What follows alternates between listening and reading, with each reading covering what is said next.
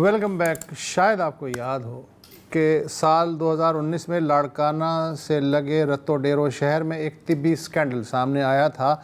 सैकड़ों बच्चों में HIV पॉजिटिव की तशखीस हुई। छान फटक से अंदाज़ा हुआ कि इन मासूमों को ये मरज़ इलाके के कुछ निजी क्लिनिक्स में इस्तेमाल शुदा सरिंजों के सबब लाक हुआ। 2021 तक मुतासरा बच्चों की तादाद 1,500 तक जा पहुँची। खुदा मालूम हुकूमत सिंध ने इस सिलसिले में क्या ठोस इक़दामात किए। होना तो ये चाहिए था कि इस रत्तो डेरो स्कैंडल को टेस्ट के समझ के दीगर सूबों में भी तिब्बी बेहतियाती को लगाम देने के लिए ठोस इक़दामात किए जाते, लेकिन शायद हमारी तरजीहात में तिब और देखभाल सबसे नीचे रहा है। आज ही BBC उर्दू की एक तफसीली रिपोर्ट में जनूबी पंजाब के शहर तौसा का जिक्र हुआ है। खुफिया फिल्म बंदी पे मबनी इस रिपोर्ट के मुताबिक नवंबर 2024 से अक्टूबर 2025 के एक साल में 331 बच्चों में HIV पॉजिटिव की तस्दीक हुई। रिपोर्ट में तौसा के तहसील हेडक्वार्टर अस्पताल का बतौर ख़ास जिक्र किया गया है। जिन मकामी लोगों को इन वाक़यात पे सबसे पहले तशवीश हुई उनमें तौसा के एक मकामी डॉक्टर गुल कैसरानी भी शामिल हैं। डॉक्टर गुल कैसरानी जो लगभग 30 बरस से प्रैक्टिस कर रहे हैं, इस वक्त हमारे साथ मौजूद हैं। थैंक यू डॉक्टर साहब। डॉक्टर साहब, ये फरमाइए कि आपको 2024 में अचानक कैसे महसूस हुआ कि ये जो HIV पॉजिटिव बच्चे हैं उनकी तादाद यकायक बढ़ गई है, और फिर ये कैसे पता चला कि इसका जो बुनियादी सोर्स है वो प्राइवेट सेक्टर की बजाय जो सरकारी हॉस्पिटल भी हो सकता है? जी, बिस्मिल्लाहिर्रहमानिर्रहीम। सर, गुजारिश ये है, मेरे पास एक बच्चा आया कोई 10 साल की उम्र का, ये 28/10/2024 को जी तौसा के साथ एक गांव है जलडिगारी, वहाँ का। वो बच्चा 4 माह से बीमार था और वो इधर तौसा में मुख्तलिफ डॉक्टरों से होता हुआ तहसील हेडक्वार्टर से रेफर हुआ था निश्तर मेडिकल कॉलेज में। जी, वहाँ वो कोई बच्चा 8-10 दिन दाखिल रहा। वो बच्चा वहाँ से फिर मुख्तलिफ डॉक्टरों को मुल्तान में दिखाता हुआ, वो कहते उसका बाप अनपढ़ है, वो कहते मैं इसको लाहौर भी ले गया था। तो उसके पास एक बहुत बड़ी फाइल थी, कोई मतलब 25-30 के करीब प्रेस्क्रिप्शन थी, और आखिरी प्रेस्क्रिप्शन उसके पास मिनिस्टर मेडिकल कॉलेज के एक प्रोफेसर की थी जिन्होंने उसको तशखीस बनाया था इस बच्चे को क्रोनिक मलेरिया या मल्टी ड्रग रेजिस्टेंट टाइफाइड है। तो वो बच्चा जो है ना ठीक नहीं था। जब मेरे पास आया वो 8-10 को उसने प्रोफेसर साहब को दिखाया हुआ था, 28 को मेरे पास है। मैंने भी उसको पहले यही कहा कि आप अपने बच्चे को मुल्तान में किसी और प्रोफेसर को दिखाओ, ये बच्चा आपका कॉम्प्लिकेटेड लगता है। तो उन्होंने कहा इस बच्चे को तो मैं लाहौर तक भी ले गया हूँ और ये बच्चा ठीक नहीं होता, मुल्तान में भी मैं काफी दफा गया हूँ, आपसे जो कुछ हो सकता है तो कुछ करो, नहीं तो हम वापस घर जाते हैं। फिर मैंने कहा कि मैं इस बच्चे के टेस्ट कराता हूँ। मैंने उस बच्चे को जो उसकी अलामात थी, उसको डायरिया था, उसको नमूनिया था, उसको फीवर था, उसको स्किन रैश था, और खुसूसन उसके ना मुंह में फंगल इन्फेक्शन था, उसकी जुबान पे ना मोटी सफेद तह थी जी। ये इम्यूनोसप्रेशन की अलामत होती है। तो मैंने उसके 5-7 डायग्नोसिस सोची, उसमें एक ये इम्यूनिटी की डेफिशिएंसी सोची, जिसमें HIV वायरस ये भी सोचा। तो मैंने उसके टेस्ट कराए, उस बच्चे का HIV पॉजिटिव आ गया। ये इस आउटब्रेक का आप कह लें पहला बच्चा था। फिर जो दूसरा बच्चा मेरे पास है इधर तौसा के, ये शुमाल की तरफ गांव है, जनूब की तरफ एक गांव है बुआर। वो बच्चा 1.5 साल का था। तो वो भी इधर तहसील हेडक्वार्टर से रेफर हुआ DG खान मेडिकल कॉलेज में। वहाँ कोई वो 1 माह 20 दिन दाखिल रहा। वहाँ DG खान में एक डॉक्टर की 3-4 उसके पास प्रेस्क्रिप्शन थी।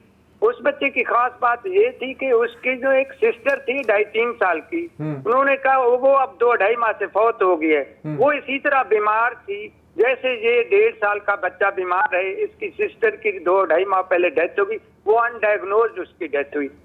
तो मैं खुद फिर उस बच्चे के बारे में भी परेशान हुआ कि इसको क्या मसला है। इसकी बहन की भी डेथ हो गई, वो डायग्नोज नहीं। तो मैंने भी उसके 4-5 डिजीज सोची। एक मैंने उसका भी HIV डिफरेंशियल डायग्नोसिस में रखा। तो उस बच्चे को भी HIV आया। ये बच्चा आया 21/11 को, यानी कि राउंड अबाउट 20-21 दिन के बाद। तो वो भी पॉजिटिव हो गया।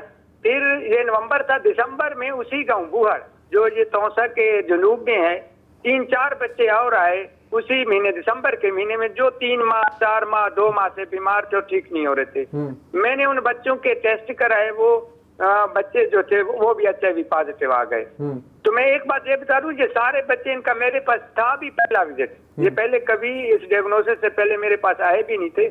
तो वो जब बच्चे हुए, कोई 5-6 बच्चे हो गए, तो हमारे पास एक सर्जन है, senior surgeon doctor Abdul Rahman Shah साहब, वो उधर उसी गांव के हैं, बुहर के।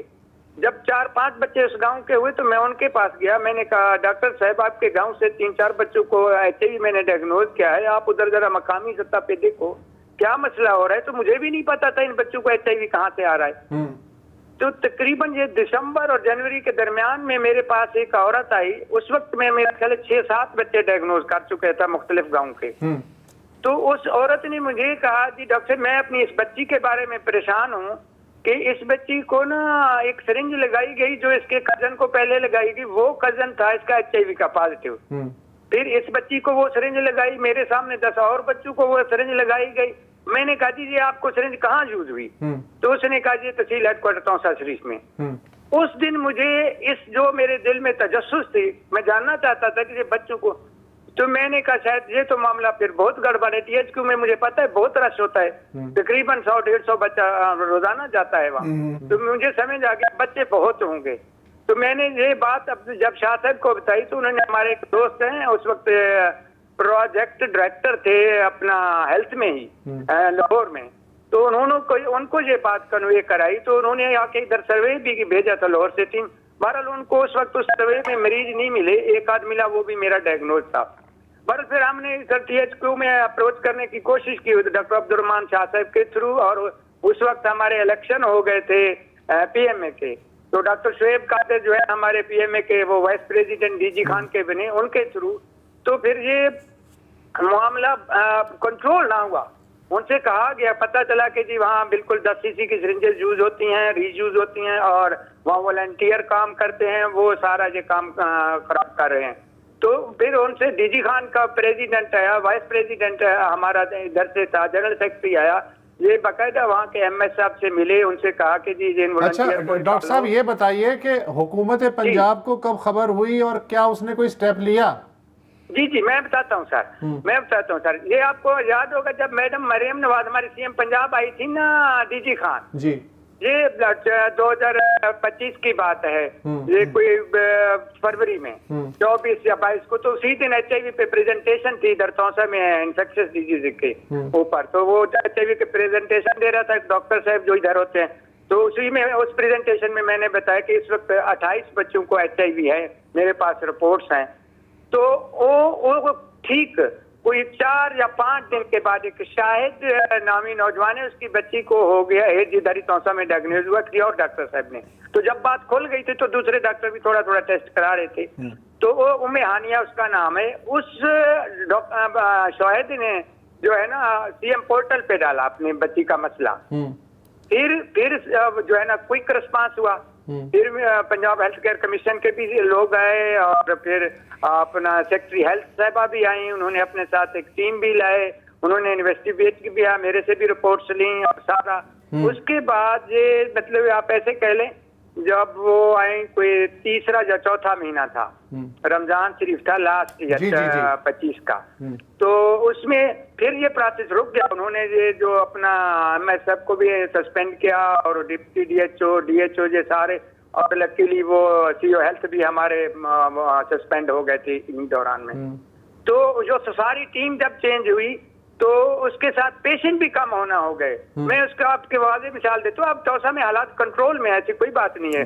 फिर उसके बाद मैडम मरियम नवाज ने एक बहुत बड़ा मिशन, जॉइंट मिशन बनाया, WHO का, यूनिसेफ का, पंजाब हेल्थ केयर कमीशन का, और भी लोग थे। उन्होंने एक पूरा हफ्ता इधर आके इन्वेस्टिगेट किया, तो उन्होंने सारे मामलात को देखा, मरीज देखे। फिर 1 माह के लिए स्क्रीनिंग की टीमें आई, उन्होंने आके इधर स्क्रीनिंग भी की, इधर HIV सेंटर भी कायम किया। इस वक्त जो है हालात काफी बेहतर हैं। मैं उसकी वाज़ेह दलील आपको देता हूं, क्योंकि लास्ट ईयर इन 3-4 महीनों में, जनवरी, फरवरी, मार्च में मेरे पास 8-8, 9-9, 10-10 बच्चे थे पर मंथ।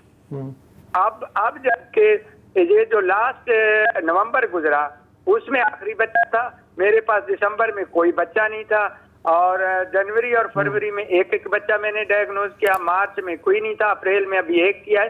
तो आप ये देखें पिछले 4-5 माह में मेरे पास कोई 2, 3 या 4 बच्चे बनते हैं, जबकि उस वक्त मेरे पास हर महीने में 8-10 बच्चे डायग्नोज हो रहे हैं। ठीक है डॉक्टर साहब, थैंक यू सो मच, आपने पूरी पोर्ट्रे कर दी है, बहुत शुक्रिया आपका। आपने फर्स्ट हैंड इन्फॉर्मेशन दी। एक वक्फा ले लें, ये गुफ्तगू जारी है।